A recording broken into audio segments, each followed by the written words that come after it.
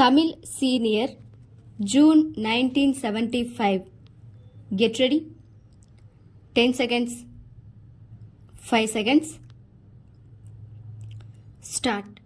நமது நாடு சுதந்திரம் பெற்று 27 ஆண்டுகள் ஆகிவிட்டன என்றாலும் உணவு உற்பத்தியில் இன்னும் சுய தேவையை பூர்த்தி செய்ய இயலாத நிலையில்தான் உள்ளோம் என்பதை நாம் ஒப்புக்கொள்ள வேண்டியவர்களாக இருக்கிறோம். இன்றைய நாட்டு நிலையும் இதைத்தான் நமக்கு உணர்த்துகிறது. பருவமழை தவறியதே இந்த நிலைக்கு முக்கிய காரணமாக அமைந்திருக்கிறது.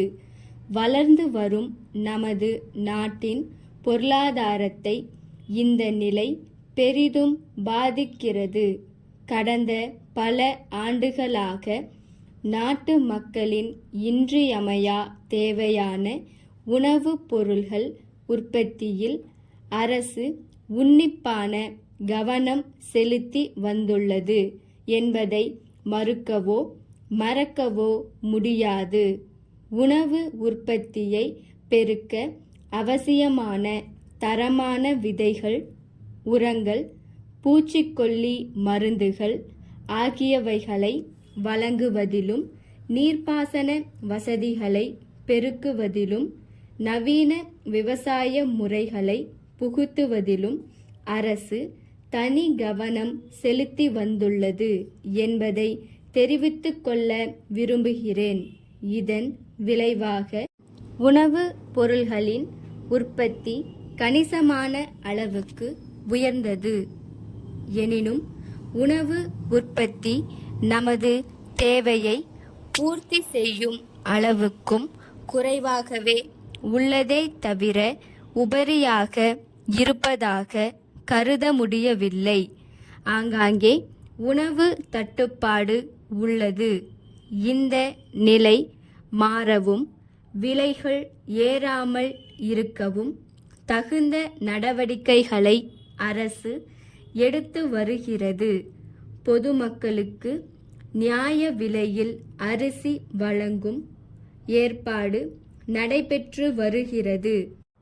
அரசு எடுக்கும் முயற்சிகள் வெற்றி பெற வேண்டுமானால் பொதுமக்களின் ஒத்துழைப்பு மிக மிக அவசியம் என்பதை தெரிவித்துக் கொள்வதோடு அது தாராளமாக கிடைக்கும் என்ற நம்பிக்கையும் எனக்கு உண்டு. விவசாய பெருமக்கள் தாங்கள் உற்பத்தி செய்த உணவுப் பொருள்களில் தங்களுக்கு தேவையான அளவு போக மீதியை கூட்டுறவு ஸ்தாபனம் அல்லது அரசு துறை அதிகாரிகளிடம் விற்றுவிட வேண்டும் என்று கேட்டுக்கொள்கிறேன். அதேபோல அரிசி வாங்கி உண்பவர்களும் தேவைக்கு மேல் அதிகம் வைத்து கொள்ளக்கூடாது என்றும் கேட்டுக்கொள்கிறேன். கடத்தல், பதுக்கல் போன்ற சமூக விரோத நடவடிக்கைகளில் ஈடுபடுபவர்களை பற்றி ஆங்காங்குள்ள அரசு அதிகாரிகளின் கவனத்திற்கு கொண்டு வருவது ஒரு சிறந்த மக்கள் சேவை என்பதை வலியுறுத்த விரும்புகிறேன். இத்தகைய செயல்களில் ஈடுபடுபவர்களின் மீது அரசு கடுமையான நடவடிக்கை எடுக்க தவறாது என்பதையும் இந்த சமயத்தில் தெரிவித்துக் கொள்ள விரும்புகிறேன். உணவு உற்பத்தியில் அபிவிருத்தி காண வேண்டுமானால் கிராமங்களின் வளர்ச்சியிலும் விவசாயிகளின் முன்னேற்றத்திலும் அதிக கவனம் செலுத்துவது இன்றியமையாததாகும். கிராமங்களில் உள்ள மனித சக்தியையும் இதர வசதிகளையும் பெரும் அளவுக்கு பயன்படுத்தி அதன் மூலம் சிறந்த நன்மைகளை பெற திட்டங்கள் தீட்டப்பட வேண்டும் என்று அவர் வற்புறுத்தி வந்தார். கிராமங்களை வாழ வைக்க வேண்டும். கிராம மக்களிடையே இருக்கும் வறுமை, அறியாமை ஆகியவை அகற்றப்பட வேண்டும்.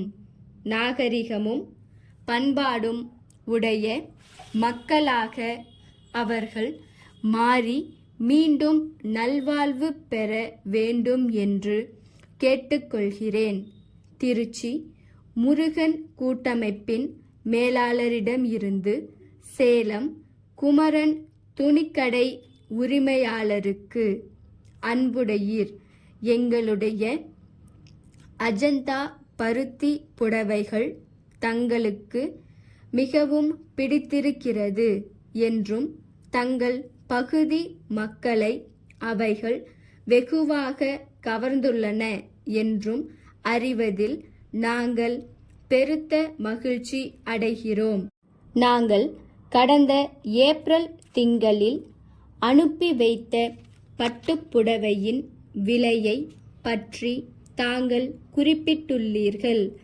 விலையை குறைப்பது இயலாது என்பதை நாங்கள் வருத்தத்துடன் தெரிவித்துக் கொள்கிறோம். அதே சமயத்தில் துணியின் தரத்தை பற்றி மீண்டும் உறுதியளிக்க விரும்புகிறோம்.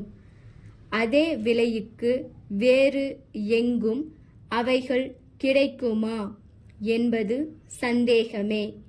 குறைந்த விலைக்கு கிடைப்பதாக தாங்கள் கூறுவதை எங்களால் ஏற்றுக்கொள்ள முடியவில்லை. இரண்டையும் பக்கத்தில் பக்கத்தில் வைத்து பார்ப்பீர்களேயானால் எங்கள் புடவையின் சிறந்த தரம் நிச்சயம் வெளியாகும் என்பதில் எங்களுக்கு சந்தேகமே கிடையாது.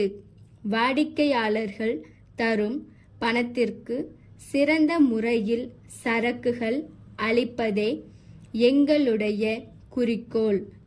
இந்த முயற்சியில் நீங்கள் எங்களுக்கு உதவ வேண்டும் என்று கேட்டுக்கொள்கிறோம்.